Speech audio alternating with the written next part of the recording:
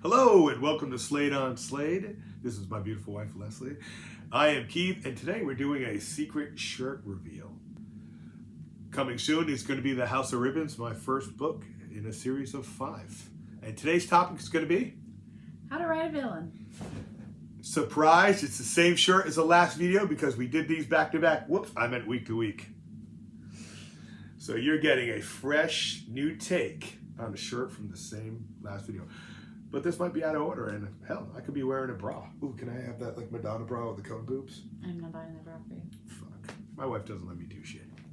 You had a toy collection right behind us. That's my own allowance. That's still a toy collection. You got a toy collection? No, I don't. Excuse me. I beg to differ. Okay, on with the show. You ready? So my first question for you is, when writing your villain, should it have a strong connection to the hero? Yes. All too many times we see the very common trope. See how I use the word like I knows what it means? The common trope of the villain turned out to be his twin brother all along. Dun, dun, dun. Look at He-Man. If you know anything about He-Man, that guy right there is Skeletor. That's him before he got messed up. And He-Man's probably somewhere over there. Right there. He-Man is actually Skeletor's nephew. A lot of people don't know that, unless you're into the He-Man lore. The king and Skeletor got in a fight on who should rule. Rightfully, it's Skeletor. And Skeletor tried to do some dirty ass shit, threw some acid on King Randor. King Randor reflected it back. That's why Skeletor's face is the way it is. But the trope is the villain that He-Man has been fighting the entire time was his uncle, and he doesn't know it. It's a very common trope. So my next question is should the villain have a clear morality? That was take 5, by the way.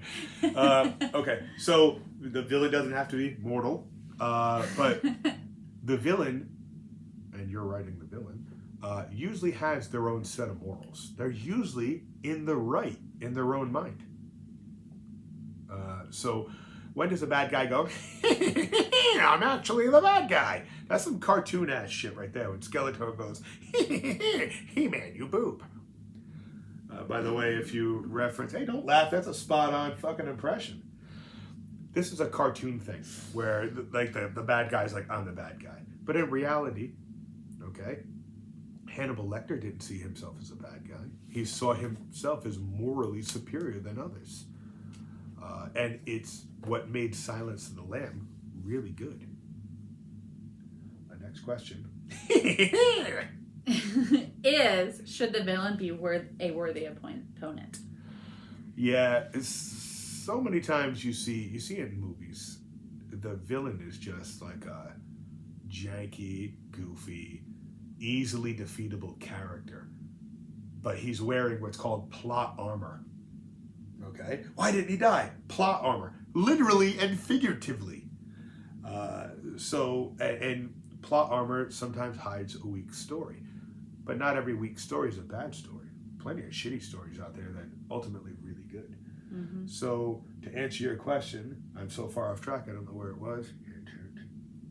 Should it be a worthy opponent? Okay. You want a semi-worthy opponent. Should your villain have a backstory? Oh, yeah. Yeah. You want a good backstory. Because you want them to be a villain because they're a villain because of their backstory. Well, no. I mean, what if the villain wasn't a bad guy? Okay. Let's go back to He-Man. Okay.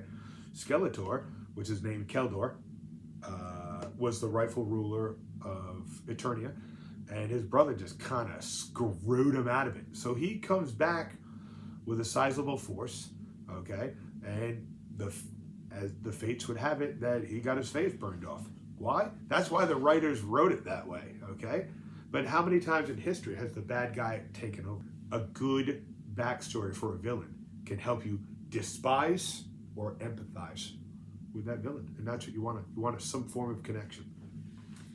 So my next question you just answered: should your villain be based off a real life model?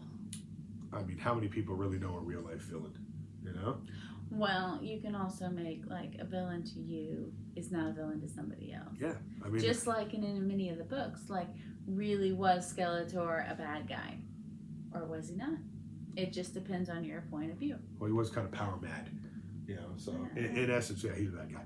He didn't start off to be a bad guy, though. No, he wasn't a total cock right off the bat. But you know, the writers they need that protagonist. You know what I'm saying? They need somebody, the antagonist, for the protagonist to be able to fight, or it wouldn't be a good cartoon. Should you put yourself in the villain's shoes? Yeah, you have to. As the writer, you have to put yourself. You have to wear a lot of hats as a writer. You have to be everyone. And my biggest worry is I have a lot of females throughout the 5 books. My biggest worry when I was writing the first book is, how the hell am I going to sound like a woman since I'm not a woman? At least I checked. I'm not a woman. You know, all jokes aside, how do I do that? I took the time when I had recovery surgery. I was doing my recovery after my shoulder surgery, where I couldn't move my arm in any way, shape, or form, to just really watch the movie of what I wanted to write in my head over and over again. How would she say this? And how would she say this to another woman? How would the woman react?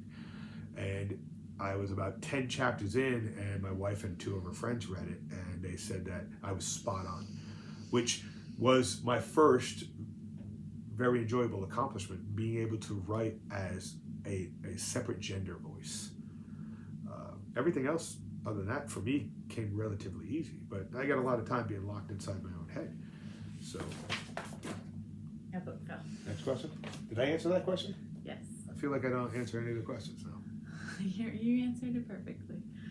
So did you consider their motivation?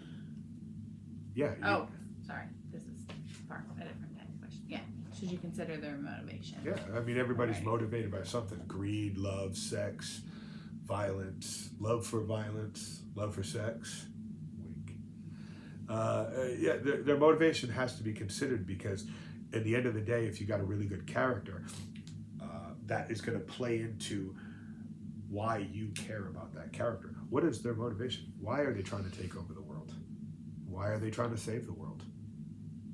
Okay, so my last question for you is, when you introduce your villain, should you do it with a bang?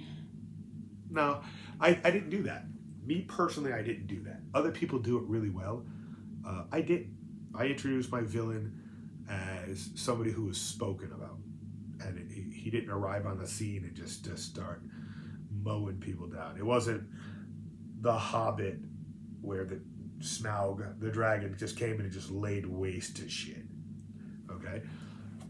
A lot of villains just come on the scene and they're just this unstoppable machine for a little while. I didn't want to do that. I wanted you to get to know these villains. I wanted you to get to the point where you don't really know if they are the villain. They're being spoken about as if they're the villain. Oh. But how many times in your life, if you're over 35, have you heard one of your friends talk about Richie this, Richie that, and then you get to know Richie, and Richie's actually a good guy, and your friend is just kind of an asshole?